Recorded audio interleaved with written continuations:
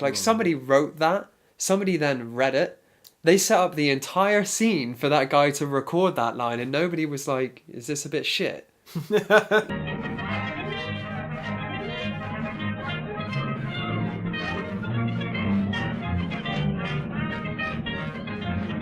Hi, welcome to ABC's Film, where we watch movies that have won the Best Picture award at the Oscars. But this week, because the Oscars are actually coming up, we're just going to sit down and talk about what we think about the Oscars, make our predictions for who's going to win.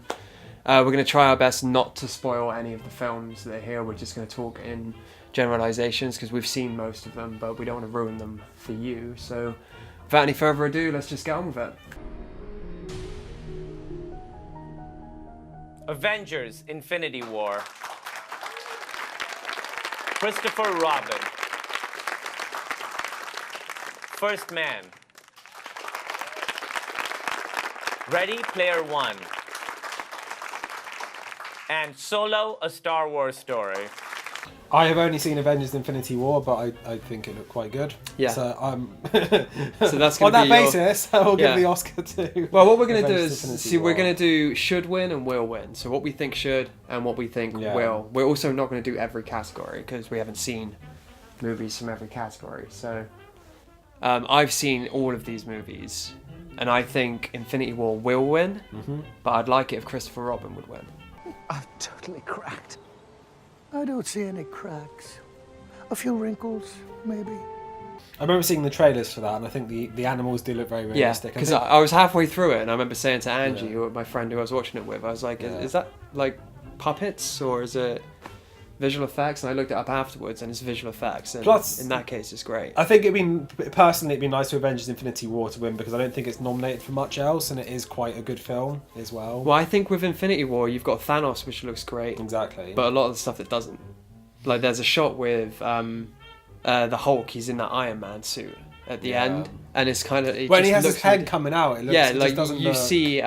Mark Ruffalo. Yeah, you see Mark Ruffalo Mr. Spotlight. in the suit, like the head's up and that, and it just looks awful. Hmm. So in terms of like just flawless special effects, I think Christopher Robin. But I think Infinity War will win because Thanos was incredible.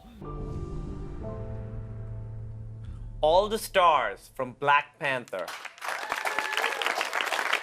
I'll Fight from RBG. The Place Where Lost Things Go from Mary Poppins Returns.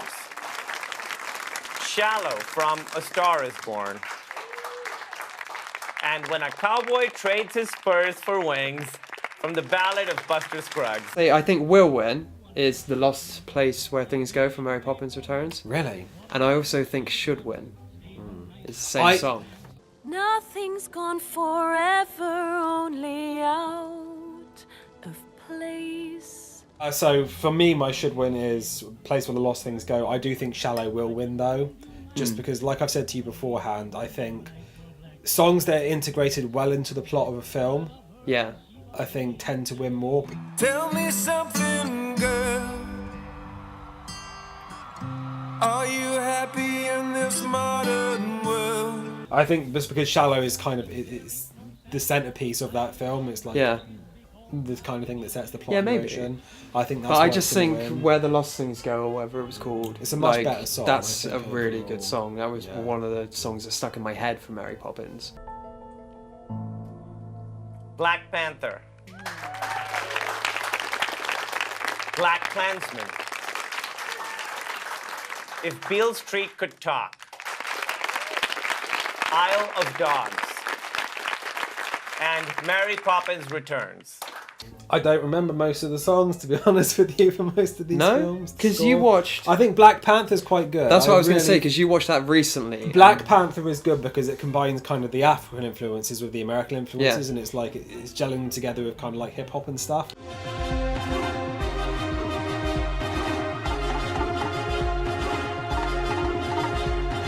There are two films in recent years where I've really noticed the soundtrack and thought it was great, and that's Black Klansman and If Beale Street Could Talk.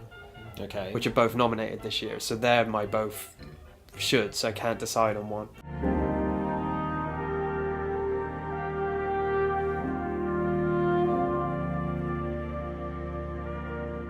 But Black Klansman particularly, like most people that I've spoken to that have seen it. Now you've said it, actually, I remember there's like the music in that is pretty good. Yeah. The more I think about it now.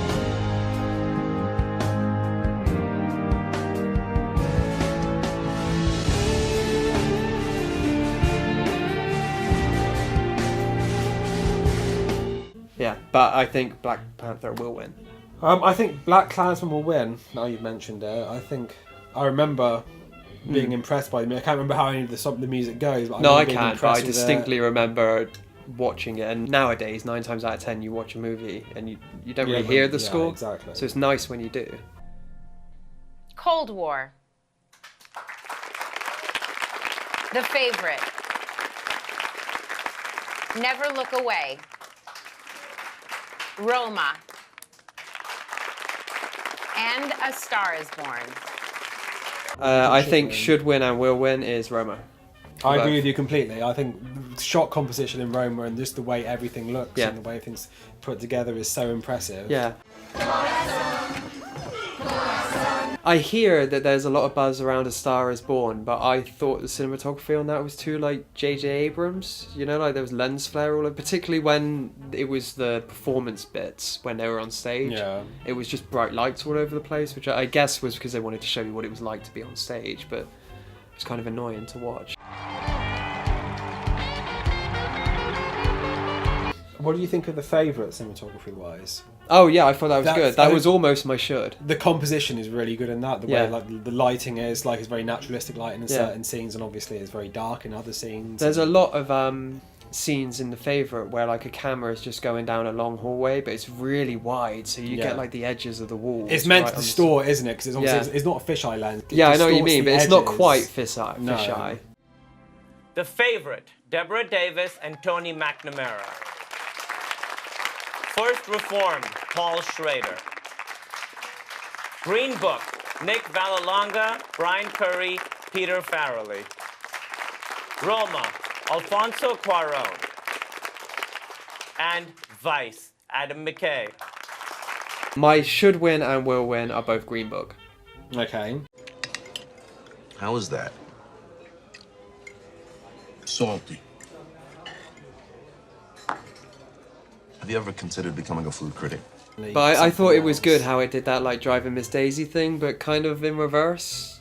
That's what people have been saying about it. Yeah. Yeah, like, you know, because like Viggo Mortensen was the one that was kind of uncultured and couldn't read properly, and, you know, I quite liked that, and it just surprised me, and I thought it was quite wonderful all the way through. I'm very surprised that First Reformed is there. I think First Reform was quite wordy, and I think it dealt quite well with spiritual matters, and I think the dialogue in that was quite good as well. God is present everywhere, in every plant, every river, every tiny insect. The Favourite is very, very funny, and the jokes in that are very good. I didn't And the that conversations is Yorgos Lanthimos does films that are like they're comedies, but they're not funny. But Yeah. They also you don't laugh while watching them, but they are funny. Yeah. You know. Well, you cannot have hot chocolate. Your stomach, the sugar inflames it. Abigail, hand me that cup. Do not. I'm sorry, I do not know what to do. Yeah, I mean, I thought the acting in that was funnier than the script, if you know what I mean. It was the way they said the lines rather than Yeah. the lines. Black Klansman, Spike Lee. Cold War, Pavel Pavlikovsky. The Favorite, Yorgos Lanthimos. Roma, Alfonso Cuarón. And Vice, Adam McKay. It's interesting to mention as well that this is the first nomination that Spike Lee has got for directing. He's been nominated for other things, but this is his first directing nomination. Well, see, generally speaking, I don't like him. I think this is the only film of his I've actually seen. Can you do that? I believe we can. With the right white man, we can do anything. I may have seen other ones of his films, but I think this is the first one I can remember watching. Yeah. I saw 25th Hour and I liked it. But, like, by and large, I tend to maybe, like, avoid his stuff. So it was only because, like, Adam Driver was in this and it had kind of a strong trailer that I thought I'd check it out. But I really enjoyed that. So, of these films, of these directors, I guess, which one do you think should win the award? I think should is Alfonso Cuarón. I'm going to agree with you on that one as well. Who do you think will? I think Alfonso Cuarón will win, but I think generally this category is considered to be a toss-up between Spike Lee and Alfonso Cuarón. See, I think Adam McKay's going to win. You think? Yeah. Why's that? Why? Because, I mean, we'll get into it when we talk about Best Picture ones, Okay. but I think The Vice is the exact kind of wanky liberal stuff that the voters would vote for. The vice presidency is mostly a symbolic job. Right. So I think he's going to win that just because of what the film's about. Amy Adams in Vice. Marina de Tavira in Roma. Regina King in If Beale Street Could Talk. Emma Stone in The Favorite. And Rachel Weisz in The Favorite. So I think Emma Stone should win. Okay. I think she was really good in The Favourite. I think she really portrayed that character's arc quite well. Yeah, she was innocent and vulnerable at the start, and then her manipulative side came out. It's very all about Eve, that film, wasn't it? It was very all about Eve. I do think Amy Adams will win for Vice. Mostly just because she's playing a real life person, and the Academy tends to go for that for acting awards for some reason. See, I love Amy Adams, but I just didn't... She's not given... I think the problem with Vice overall is that both Christian Bale and her are not given that much to do. Yeah. 2 times. 2 times! I have to drag you out of that jail like a filthy hobo.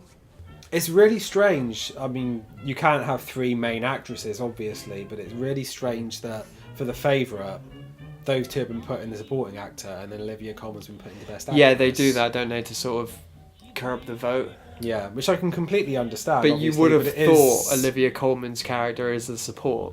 Abigail. If you forget to load the pellet, the gun fires, makes a sound but releases no shot.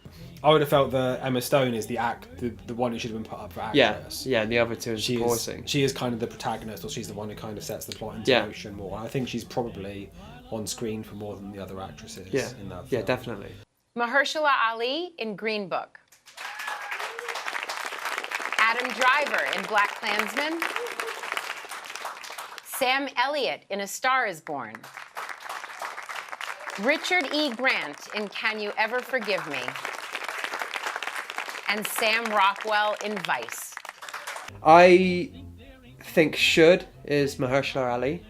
That's also my should, by the way. I thought how reserved he was in that film, and how you could tell that he was really struggling between wanting to be this posh upper class person, but then also having to be black back in that time. Yeah. And not wanting to be part of the black culture, and how he played suddenly moving into more lower class aspects of black culture. I thought was really, really good. Dear Dolores, D-E-A-R. This is an animal. But I think Richard E. Grant will win. I think Mahershala Ali will win. Yeah? Just because he's won all the other awards so far. So in terms of the things that have predictive power, he's won the other awards. So I think he's probably going to take the Oscar as well. He's the only one who has an arc. None of the other characters change You're throughout the probably film. right, do they? actually. Adam Driver is very confident throughout the entire film. Sam Elliott, I mean, obviously there's a resolution of his relationship with his brother that's done really well. But I mean, he's a real side character. You were fucking loaded and already pissing yourself a swan song. Okay, it's Richard E. Grant. He doesn't really have an arc, though. He doesn't have an arc. I mean, his character definitely his character goes somewhere. places, but it's not like he doesn't really learn anything. Maybe she didn't die. Maybe she just moved back to the suburbs. I was confused as to. Good performance, though. Yeah, very funny good performance, yeah. I mean, you could probably make an argument that it's just Richard E. Grant being Richard E. Grant and doing kind of the bit camp, the camp thing a little bit. Yalitza Aparicio in Roma. Glenn Close in The Wife. Olivia Colman in The Favorite. Lady Gaga in A Star Is Born. And Melissa McCarthy in Can You Ever Forgive Me? I would remove Lady Gaga if I could. Other than that, I think everybody else deserves it. I think Lady Gaga... And not to say she doesn't deserve it, she's just not as strong as the rest. Yeah, I think she's... Of all the people on that category, I think she's the one least deserving of the Oscar. I also think she's the one who's least likely to win out of the rest. Yeah. When Alex watched A Star Is Born, he messaged me afterwards and said, I think people are just surprised that she can act at all, rather than that she's a great actress. You failed? Yeah, you're embarrassing, and it's just, I feel bad for you. Embarrassing?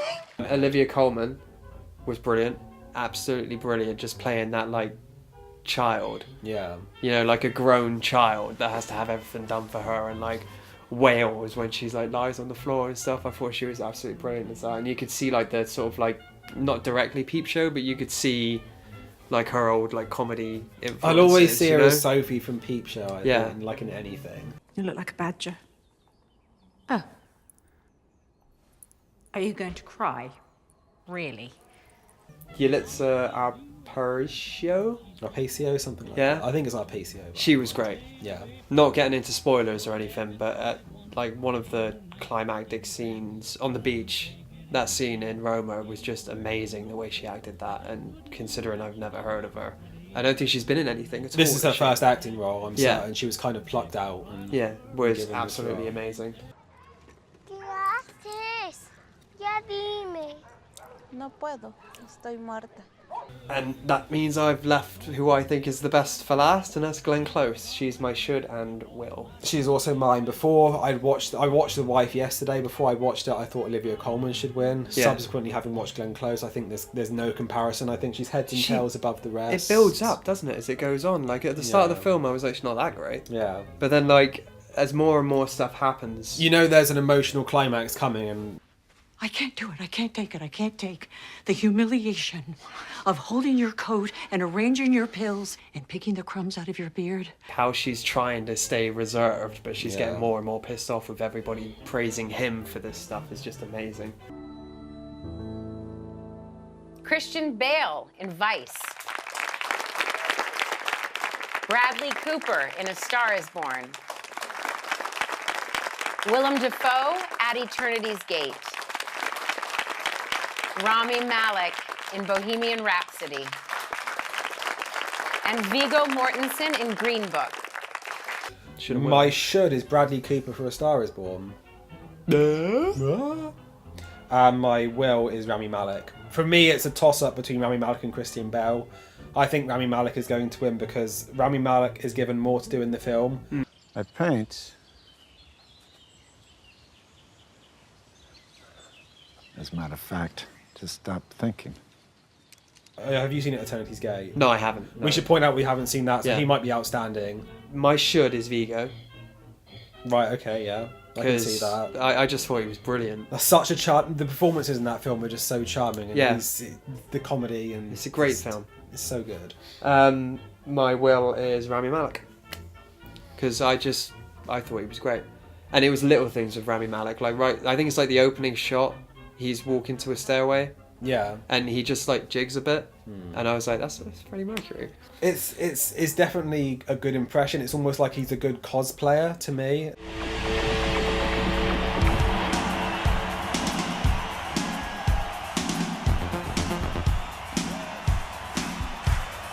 I know for me, Bradley Cooper communicated the most emotion to me throughout the film. I remember watching him and thinking he was absolutely outstanding. No, in it's that fair. film. I mean, It was amazing. I didn't expect you to say No. it, but it's fair. It was amazing to me that the conversation around the film with Lady Gaga when like the film's about him. Yeah, he's Like- the emotional heart of the film, isn't Yeah. he?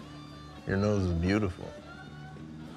Are you showing me your nose right now? Yeah. You don't have to show it to me. I've been looking at it all night. Oh, come on. Christian Bale as Dick Cheney, again, is a very... I think it's an equally good impression as Rami Malek as Freddie Mercury. I just think Rami Malek's given more to do. I kept thinking to myself, Christian Bale's doing this now. Christian Bale's doing that. It Yeah. wasn't like Dick Cheney. It just Yeah. looked to me like Christian Bale. It's a and- spot on Dick Cheney. Is it? There's nothing. There's nothing I can criticise about Yeah. it. It's all done very fantastically. Here are the films selected as Best Picture nominees. And for this one, because it's the biggest award, we're going to go through and have a little discussion on each of the films in alphabetical order. Alphabetical. Black Panther, Kevin Feige, producer. So what I feel like the Academy has tried to do this year is to improve the diversity of the nominees. So instead of what they usually do and nominate good films, they've nominated some shit ones as well to balance the list out a little bit. I think what's happened is, I don't think many people expected Black Klansman to get through. Right, okay. And there was such a hoo-ha about Black Panther, and like the Oscars aren't going to nominate it because it's black, which is fucking horseshit. Like they weren't going to nominate it because it's crap. Moonlight. No, exactly. No, Exactly, yeah, I'm this on that is- side. I'm on the yeah. side of like. No, this is. I'm obviously I'm not disagreeing Yeah. with you. I'm saying Moonlight. Now Black Panther's been nominated just because of like the cultural significance that it had. I mean, it does have cultural Yeah, I significance. know, It's but not to something I curb disagree that, they with. tried to add Yeah. a cultural significant award, but everybody complained. And the one thing that I read online, which of course is just one person, somebody put, "Oh, are they so afraid of Black Panther?" I was like, "But Black Panther would deserve that award." Yeah, absolutely. You know, it doesn't deserve Best Picture. I now offer a path to the throne. But I was for that award. I thought it was an alright idea. Yeah. You know, much more so than nominating Black Panther for Best Picture because. Which is weird because it was in the conversation as being a Best Picture nominee when it came out, which Yeah. was really strange to me because it's just not very good. No, it's not at all.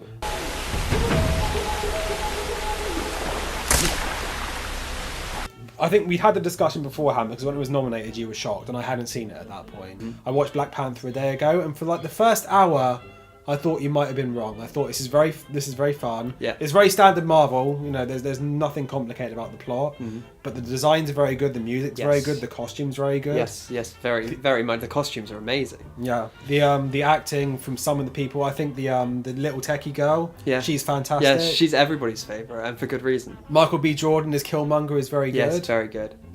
Even Andy Serkis is Claw. I think the character's called Yeah. Claw. He's Yeah. he's very effusive and yeah, he's such a larger than life character. And Nakia as well. You sure it's a good idea to take your ex on a mission? For the first hour, I thought it was great, and after that, it just goes completely downhill. Yeah. When the plot has to develop and go somewhere, the pacing just completely falls apart. Yeah. But it's I just don't not know. very I've never good.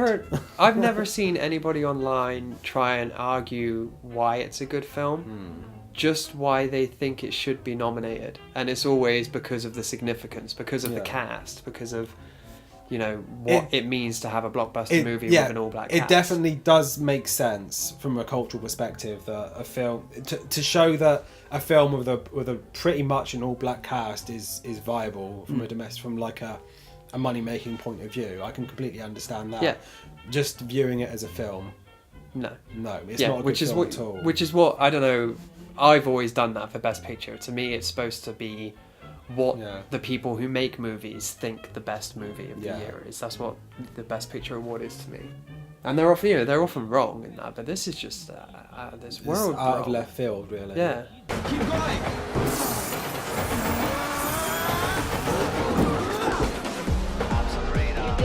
It really annoyed me how Michael B. Jordan was such an interesting character, and the idea of giving weapons to the African diaspora, you know, to help them fight back against the oppressors is a really interesting concept. It's a really good idea that on one side you've got Black Panther who wants to be isolationist, and you've got Killmonger who wants to help other people and help them fight back and be violent. It's a very interesting conflict to have.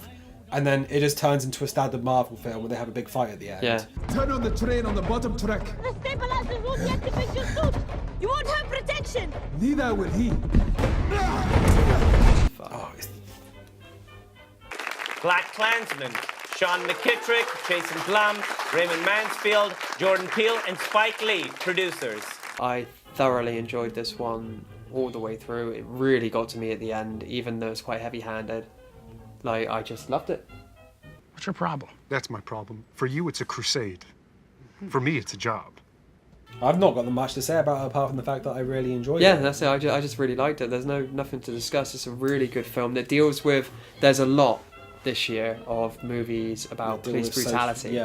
Social problems as well. Yeah, kind of come up in a lot of these films. Which is obviously a response to the police brutality stuff of like 2 years ago when it first started. So it's obviously just they've had enough time to make the art, you know? Yes, Barry, the police just started being racist 2 years ago. I mean, when it was like a hot item in the news, you know, when it was like every week there was a new video out, you know, obviously these artists speaking back, and it's kind of cool to see that in real time. Bohemian Rhapsody, Graham King, producer. I genuinely think that Bohemian Rhapsody might be the worst film to be nominated for Best Picture in quite a while. You think it's worse than Black Panther? It's much worse than Black Panther. Yeah. I think this is offensively bad. There is some inventiveness to Black Panther. There's a lot of work that's Fair gone into enough. it. This is horrifyingly bad. This is shit. I hate Genuine the shit. script. Yeah. Absolutely hate the script. It's a standard band kind of band gets famous kind of film. It's not even, no, what I hate is like, I call them Picasso moments. Yes. You know, like, if you guys have seen Titanic, right? In Titanic, when she's unloading some paintings and she's like, I like these. And someone says, what's the artist's name? And she says something Picasso. And Billy Zane goes, Picasso? He won't amount to a thing. He won't. And in this, there's like, they've got Mike Myers in it. And Mike Myers looks not directly into the lens, but towards the camera and goes, well, that's the kind of song teenagers can crank up the volume in their car and bang their heads to.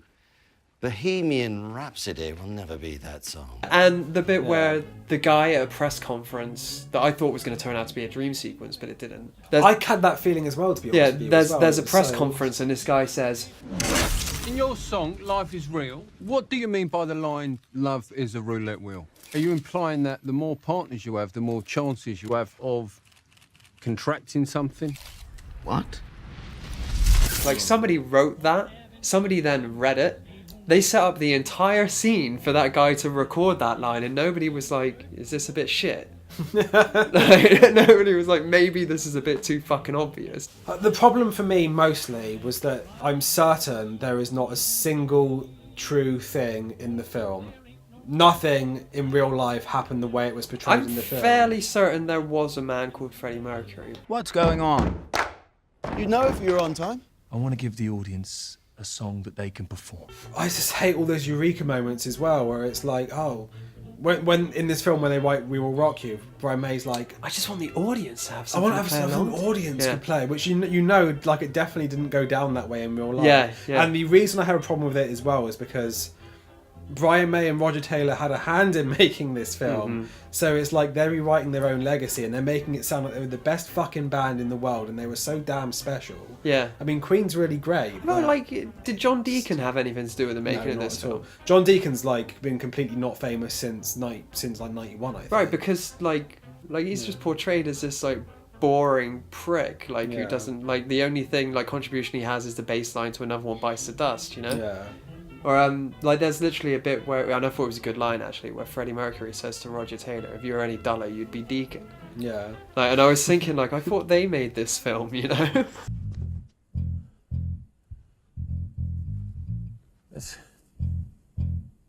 That's quite a cool riff, actually. Did you find the gay stuff to be a little bit offensive?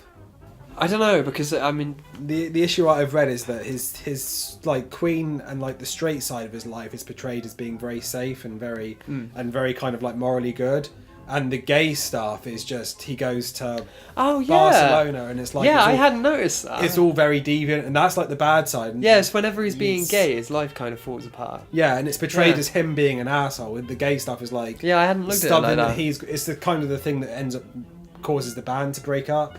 Who gets a bigger slice of the royalties? What's on the B-side? All of it. You must need a break. And people like it as well. It's gotten a really good audience. Yeah, but the sort of people who like this is the sort of people that would like The Greatest Showman. It does the job. They want to see Freddie Mercury and somebody acting like Freddie Mercury. And so have that's Queen what they songs get. in there occasionally. And like that cinema I love in London, the Prince Charles is already doing Bohemian Rhapsody sing-alongs, you know, which I can understand. Also, when he gets diagnosed with AIDS, they play Who Wants to Live Forever. Yeah. Who Wants to Live Forever when he got diagnosed with AIDS. That's fucking terrible. It's like, oh mate, you've got AIDS, but who doesn't want to die? And when he's under pressure, they play Under Pressure. It's good, yeah. I hate it. It's so fucking And when he crap. bites some dust, they play We Will Rock You. The Favourite. Cece Dempsey, Ed Guiney, Lee Magaday, and Yorgos Lanthimos, producers. I zoned out for a Really? large portion of this film. I didn't think it was bad, it just didn't hold my attention. I thought it was very, very funny and a very good portrayal. I think it's a good film primarily because of the performances involved. I think Absolutely, Rachel Weisz is incredible in this. Emma Stone is incredible in this. Olivia Colman is really, really good in this. I think it's the cattiness and the backstabbing and what about the men, Alex? They were really good as well. Nicholas Hoult gave a very Alright, good good. performance in this. Alright, just making sure. Look at me! Look at me! How I completely agree. The performances are great. I think the whole production Yeah, design the production was amazing. design was The costume fantastic. design was amazing and stuff. It's just I kind of zoned out. Green Book, Jim Burke, Charles B. Wessler, Brian Curdy, Peter Farrelly, and Nick Vallelonga, producers.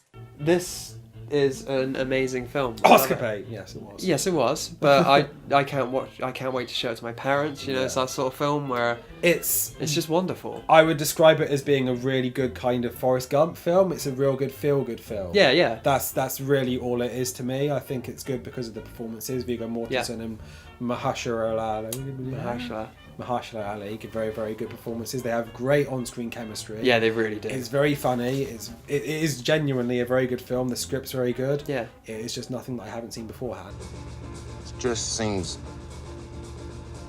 so unsanitary. It's very easy to watch, and it's got a very easy moral message as well, that racism is bad, and it's got the great arc of someone who's trying to overcome their own prejudice by interacting with but someone. But that was it. Like of I that liked race. it. He wasn't like outwardly racist. The like, impression I got is that he was made that way by his family and by the peer pressure at the time. Like he was definitely racist, but it was like he's fundamentally good at heart. Like he's racist because of his environment, but he's like fundamentally he a didn't good care. character. He didn't really care that Mahershala Ali was black. He just wanted the money. Like he was just kind of like, whatever, I'll work for him. What do we do about the bones? We do this. This is what we do.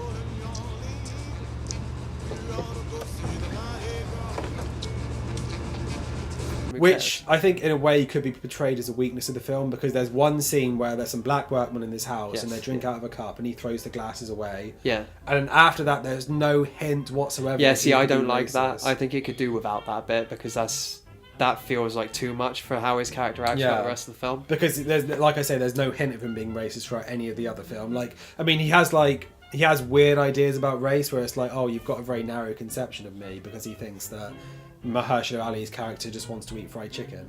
Yes, you know, which is played very funny. That's very well done. That. Yeah. It's like ignorant racist. It's not. Yeah. He's not like trying to hurt him. But he's just sort of like, why don't you want to eat fried chicken? Like, don't Everyone all of you likes like fried that? chicken. He's like, God, how do you not know who Little Richie is? You know, like your people love him. Roma, Gabriela Rodriguez and Alfonso Cuarón, producers. For me, this is by some substantial distance the very best film that's been nominated for Best Picture this year.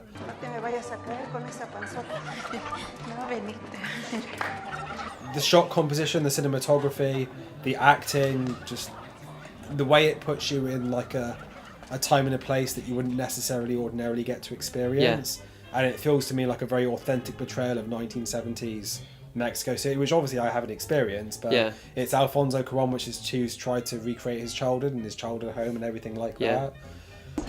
¿Te gusta, Cleo? Está bonita. ¿En cuánto me la va a dejar? No, pero con descuento de cliente antiguo. Ay, déjenme ir a preguntar a la patrona, ahorita vengo. God, I really felt for her, for that woman, all the way through. Like right at the beginning, there's a scene where she's pregnant and she's at the cinema with a boyfriend, and she says to him, "I'm pregnant," and he says, "I need to go to the toilet."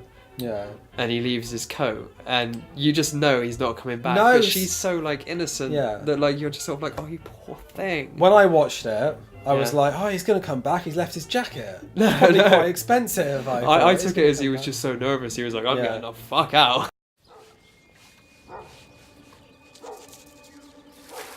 It's almost like she's just kind of accepted that she's going to have a shit life. Yeah, which is sad. Yeah, obviously, and all of but the it's- like shit things that happens to her, she's just kind of like, oh, this is what happens to people who have shit lives.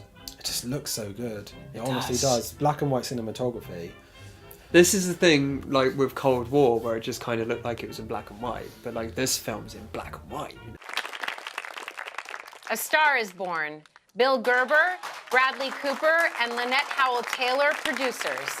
It's an alright film. Like it was emotional, in bits, but I could feel the tricks they were playing on me. Right. Like it didn't feel genuine. I would disagree with you. Yeah. Overall, this is the film for me out of all the nominations that had the biggest visceral emotional impact for me. Right. Like there is a point in this film where I wept, It's really good up to about 40 minutes in. Yeah. It has the La La Land problem. It's good at the start. Yes, yeah. It drags a lot in the middle, and the end is very good. Yeah. In my opinion. Yeah, I'd agree with that.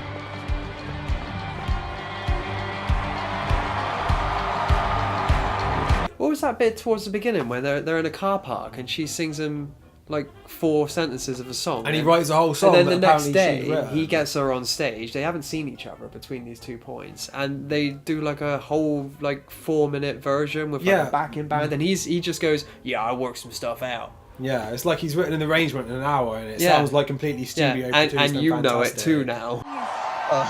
So listen, we're gonna sing that song, all right?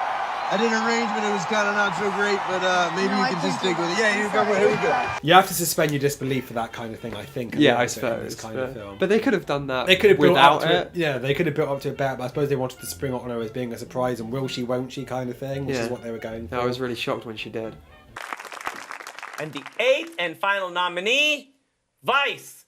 Dee Gardner, Jeremy Kleiner, Adam McKay, and Kevin Messick, producers. I did not get this film at all. I liked it. I did not love it. I did not think it was particularly great. What Adam McKay was known for in The Big Short was doing these kind of humorous asides to explain things. Yes. And there's some kind of like meta stuff that goes on in The Big Short as well. Yeah, like we're going to get Margot Robbie to explain this to you. Basically, Louis Rainieri's mortgage bonds were amazingly profitable for the big banks. Vice has some of that, but I don't think it fits. No, it doesn't fit at all, and I think there's more of it in Vice than there is in The Big Short. No, I don't think there is at all. Is there not? I don't remember The Big Short that much. Good evening, gentlemen. Tonight we're offering The Enemy Combatant. I thought the comedy was completely out of place. Like those like vignettes were completely out of place. See, I think they made it more interesting. I think without those things in it, it's just a very standard biography of Dick Cheney. See, I didn't find it interesting with those things. I don't know. I don't think it is. I think with more of that, it could have been a better film, or at least something more remarkable. Yeah. You already got your ass thrown out of Yale for drinking and fighting. I don't know much about Dick Cheney or Donald Rumsfeld or anything like that. I know their names. Yeah.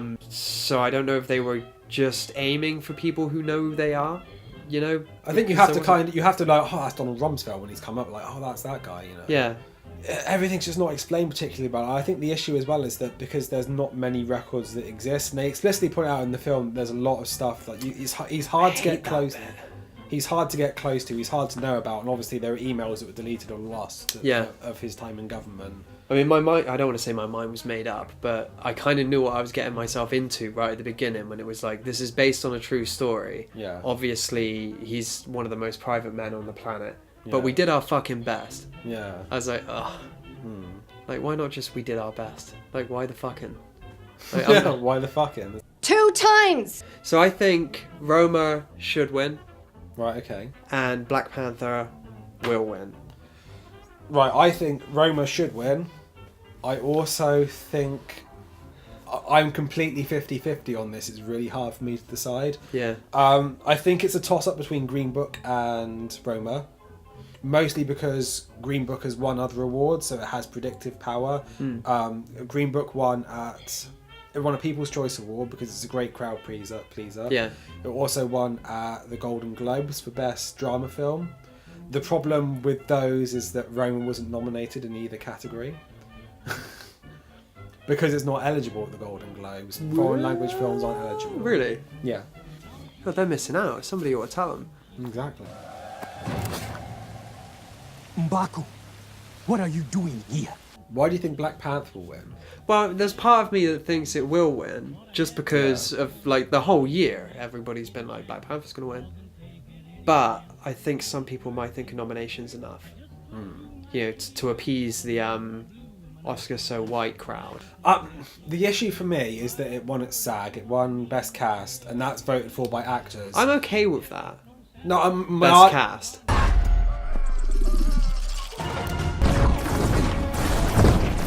There's been a 50% translation rate in recent years between Best Cast at SAG and also Best Picture winner.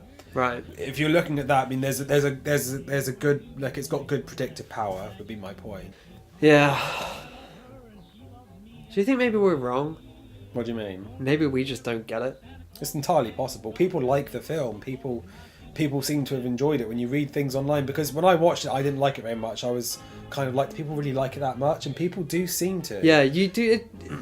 You know, it starts to annoy you that people like it, doesn't it? You're just kind of like, this? Really? This? Yeah. People in general seem to enjoy different films than what critics and that's best, fine. Yeah, that's Academy true. Awards But people that's tend to enjoy. not what the Oscars is about. No, I mean, it's industry awards. It's people in the industry. It's what Yeah. people in the industry would tend to enjoy. And do Yeah. people in the industry tend to enjoy Marvel films? I'm not entirely sure.